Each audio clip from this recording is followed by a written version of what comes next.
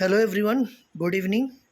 So today we will talk about international relations in South Asia. As you know, international relation is the relations which the nation states basically have. Okay. So we will see that what speciality does South Asia offer to us while contesting to the problems and challenges which international relations offers in the 21st century. Okay, so let's go to South Asia and let's see what is there. So, the very first thing which you have to know about South Asia is its importance. Okay, and what role it plays in international relations, we will also come into that. South Asia constitute an important economic zone as the countries are linked together geographically. So obviously whenever we talk about South Asia means it is the southern part of Asia. Okay, what are the countries who are linked to the South Asia? Means what are the South Asian neighbors? Neighbors like we have Afghanistan, Bangladesh, Bhutan, India, Nepal, Maldives, Sri Lanka, and Pakistan. Okay, so South Asia is marked by various, traditional, by various traditions, various cultures. We find these things common to each other. Okay, suppose there is also various festivals which we celebrate across these countries. Okay, so and whenever we talk about South Asia, we also understand the importance of religion, especially Buddhism. Okay, the spread of Buddhism was seen nowhere but in South Asia. We see the religion like Hinduism, we see Islam. Obviously, Islam comes from various other places, but here also we can see its old civilizational values which has also ushered the prominence and priority of South Asia. But in this video, we will not only talk about the importance of South Asia, but we will also talk about its geopolitical contestations. Okay, geopolitical contestations means what role South Asia offers. So South Asia is marked by what, marked by various mountains, hills, plains, plateaus, fresh lakes, and then oceans. Okay, oceans means Indian Ocean, Bay of Bengal, and Arabian Sea we can find. Okay, so obviously the place is very much resource rich and it has a huge historical values because over the centuries, over the decades, our civilization has represented to the entire part of the world and we have known its values, how various philosophies like Buddhism has spread all over the world and how its preachings have been pleased in terms of philosophy. Okay, so we can also find now, since it is international relations, we have to know about the stability of South Asia. Is there any problem? Is there a challenge in South Asia? Or still we think that South Asia is very, very much stable?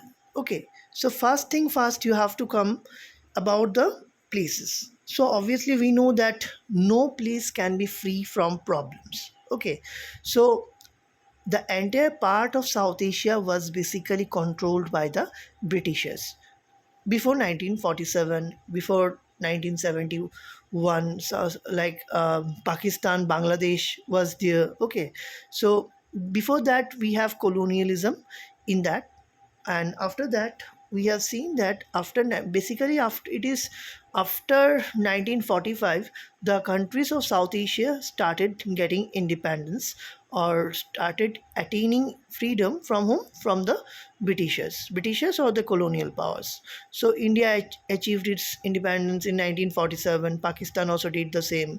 Then we have seen Bangladesh in 1971. Why I am stating you the date? Because it is important for your UGC net along with the CUET PG. Okay, those who are preparing for that, those who still have time, you can note the date. So this is very important.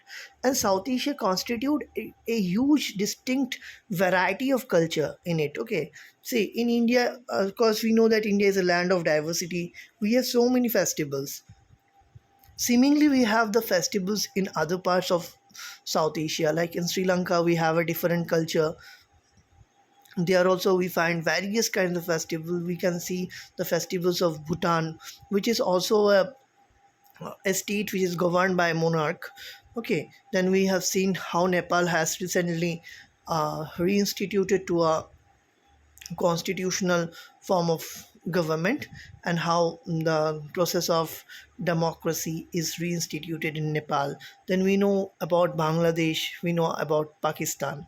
Okay, but apparently what we see, the countries of South Asia is backed by various problems. Problems means the problem of insurgency, problem of terrorism, problem of regional coalition. Okay, so here are the names of some important organizations which has acted as a regional cooperation or a source of regional cooperation, which try to reduce the tension among the countries of South Asia. The name of such organizations are SARC, BIMSTEC. BIMSTEC full form is Bay of Bengal Institute of Multi-Sectoral Economic uh, cooperation. Okay, then we have BRICS. Although BRICS is not yet formed, so there are other organizations like Asian Regional Forum and others. Okay, but the most important here, what we find is SARC. So, when was the SARC first constructed? SARC as a regional organization, which full form is South Asian Association for Regional Cooperation, which was created in 1985. Okay, so the first and foremost aim of SARC was to basically create a regional cooperation whereby the problems such as economic problem, then the problem of trade, then the problem of regional stability, all these issues can be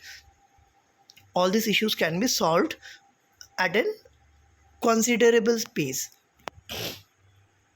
Secondly, what we see, the member countries of SARC countries includes Afghanistan, Bangladesh, Bhutan, which I have already told you, India, Nepal, Maldives, Pakistan, and Sri Lanka. Okay, now you have to tell me in comment, like which country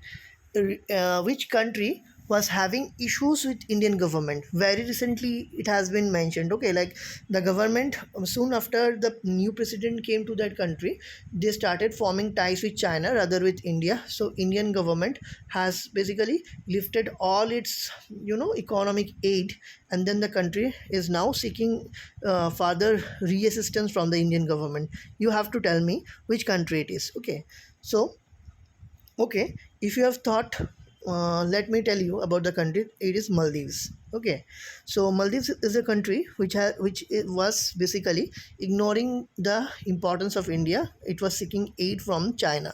So this was not very well looked. So China has done what? China has quickly provided all the facilities, amenities to Maldives. As a result, Indian government has a sharp reaction over that.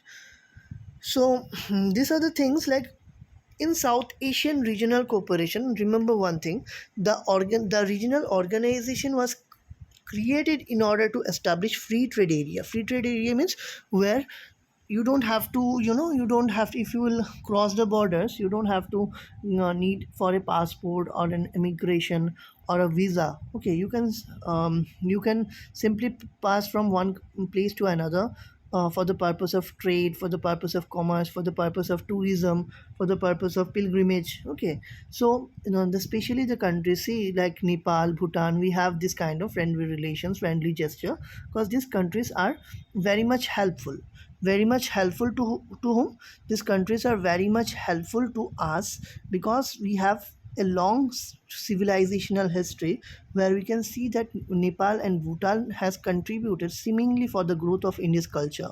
Okay, they have also been benefited by the extent, by the policies which our government has basically taken. So for the entire thing, if you will follow the points, obviously it is clear to you. But now what I am going to share is one of the most crucial juncture, from where your insight for South Asia will be maximized. Okay, So here you can see it is the BIMSTEC, okay, Bay of Bengal Initiative for Multi-Sectoral Technical and Economic Cooperation. So what are the countries which are associated with the BIMSTEC? It is Bangladesh, Sri Lanka, India. Now you will say me that how Myanmar and Thailand has been integrated. Okay, why I'm talking about BIMSTEC when we have maximum of the South Asian countries, cause BIMSTEC is such an initiative where we are prioritizing the importance of Bay of Bengal, which is located to the southern part of Asia or South Asia. Okay, so here we know that South Asia is very important, and South Asia have a series of oceans like Indian Ocean, the Bay of Bengal, and we obviously know that how these oceans are connecting the countries each other and how the trade actually works. Okay, so obviously you know that the 22% of the earth population lives in this country, so it is a very huge populated zone. Okay, so since it is a very huge populated zone, so if the beamstick is well proportionately developed, then the South Asia along with Southeast Asia as a project can be well envisaged in the future. Okay, see, I can also make videos in Hindi, I can also make videos in other languages, but if you insist me to make, obviously I'll go for that. Okay, but before that, it is my utmost request to you, if you like the video, please give a like, or you can share it with your friends, and you know you can also subscribe if you feel like. Okay, so there is no pressure. If you are interested, you can do that. Thank you. So in the next video, we will talk about Southeast Asia. Okay, and this is my area. Basically, I'm specialized in Southeast Asia, so that will be a very special one. So that is up to that. I think I've made a short video today, and next day I will talk about what are the regional challenges which we have overlooked from the lookist policy to the actist policy. If you are following my channel, you will have a first-hand experience of such things, and you will have a detailed explanation. I guess no other channel will do such things. Okay, because I provide you with point to point explanation where you do not have to wait and waste your hours. Okay, so study well. Hope we'll meet up next.